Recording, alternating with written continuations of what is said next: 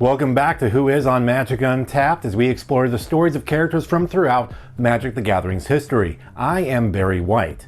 In this episode, we travel to the plane of Olgrotha and take a look at a petty thief turned immortal crime lord.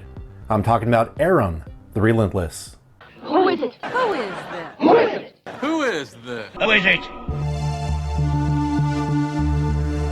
Growing up a street urchin and petty thief in the city-state of Azen on the northern plain of Olgrotha, Eron's life changed when he visited the floating island.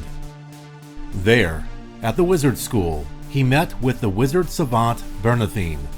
The wizard savant promised to cast a life-altering spell on the young thief in exchange for him sneaking into Castle Sangir and stealing a book of dark magic from Grandmother Sangir's library.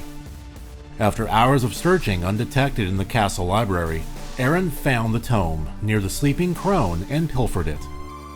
Returning to the wizard school on the floating isle, he presented it to the wizard savant, who offered the thief any spell from the book to be cast upon him as a reward. Taking a gamble, Eron asked for the tome's final spell. Bernathine did as agreed and cast a spell of immortality upon Eron.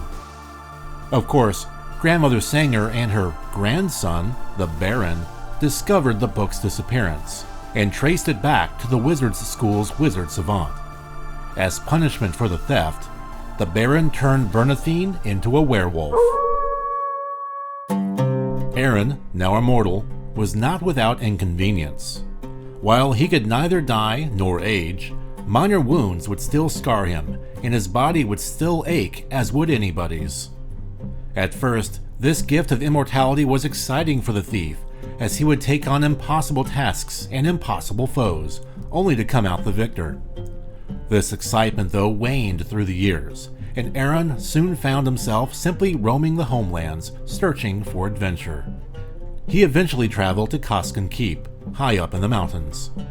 Just for fun, he announced himself king of the goblins. The goblins, of course, killed him. Eron, though, simply got back up and claimed lordship over the goblins once more. The goblins, of course, killed him again, only for Eron to rise once more. Eventually, the goblins saw Eron as a demigod and accepted his rule over them. All of these deaths Eron had encountered, whether it be by the goblins or by others, took a toll on the immortal thief as his worldview and ideals of justice degraded. In fact, the man became quite cruel and thrived on retribution as a means of punishment. Now recognized as a ruler beyond just Koskan Keep, he got the attention of another of the plane's immortals, the vampiric Baron Sangir. The Baron many times attempted to secure a meeting with the Goblin King, but Eron always refused his audience. Concerned that the Baron is wanting to meet him only to subjugate him and his goblins, he used his skills at thievery and skullduggery to smuggle food and supplies into the villages that lay within the Dark Barony, the lands under direct control of Baron Sangir.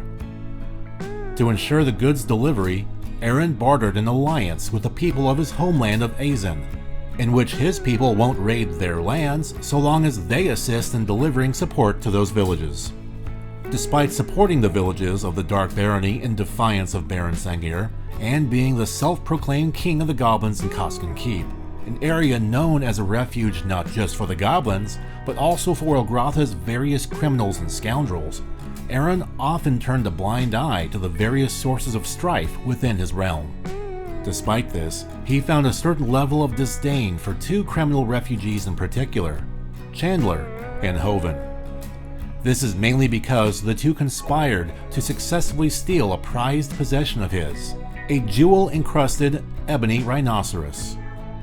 The immortal thief pledged to personally make the duo pay for a very long time, should they ever get caught.